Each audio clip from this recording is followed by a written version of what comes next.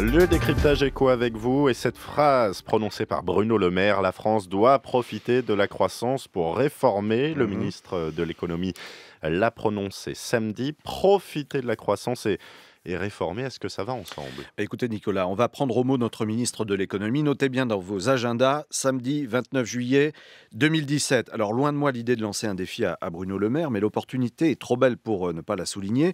C'est la première fois depuis longtemps qu'une telle volonté est exprimée par un locataire de Bercy. Alors on n'est pas revenu au temps de la fameuse cagnotte évoquée par Jacques Chirac en 1999.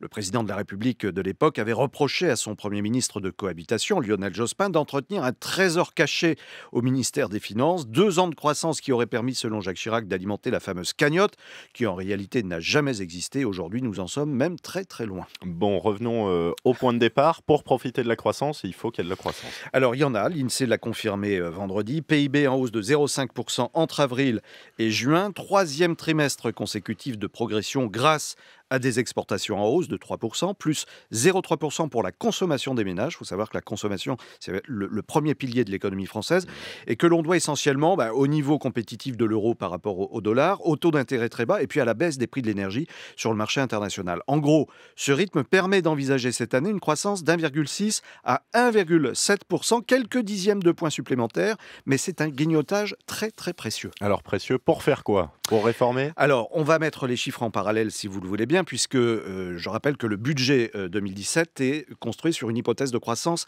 d'1,5%, 1,5. On serait environ à 1,7 si on prend les premières projections de l'INSEE. Donc c'est un dixième de point de croissance. Environ 0,1 point, ce sont 2 milliards d'euros supplémentaires injectés dans la machine. 0,2 points, ce sont évidemment 4 milliards d'euros. Donc 4 milliards, c'est justement ce que l'État doit trouver d'ici la fin de l'année pour arriver au fameux 3% de déficit public.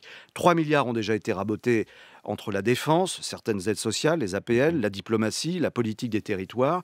Et avec cette croissance, si le rythme se poursuit, en tout cas, les objectifs budgétaires peuvent être atteints pratiquement automatiquement. Donc le message En du tout cas, ministre de sans nouveau l'économie... coup de rabot. Effectivement. Alors, le message du ministre de l'économie est le suivant. Si on ne met pas cette période à profit, on fait une erreur comme certains précédents gouvernements qui lâchaient trop la bride au lieu de mettre de côté quand la conjoncture le permettait. Alors réformer, ça veut dire quoi? Qu'il y a des réformes déjà à l'agenda? Alors, il y en a déjà de fait, hein, on vient d'en parler. Il y en aura d'autres qui vont venir très très rapidement. Bruno Le Maire estime qu'il est possible de faire baisser les impôts des ménages tout en réduisant la dépense publique. Reste à connaître les détails de ce dernier point, c'est crucial. Mais là, le ministre s'est bien gardé d'en dire plus. En tout cas, les prochaines semaines vont probablement nous apporter leur lot de surprises. Quittons Bercy pour l'Elysée où le patron d'ArcelorMittal est reçu ce matin. Oui, le président de la République, Emmanuel Macron, accueille Lakshmi Mittal à 9 heures.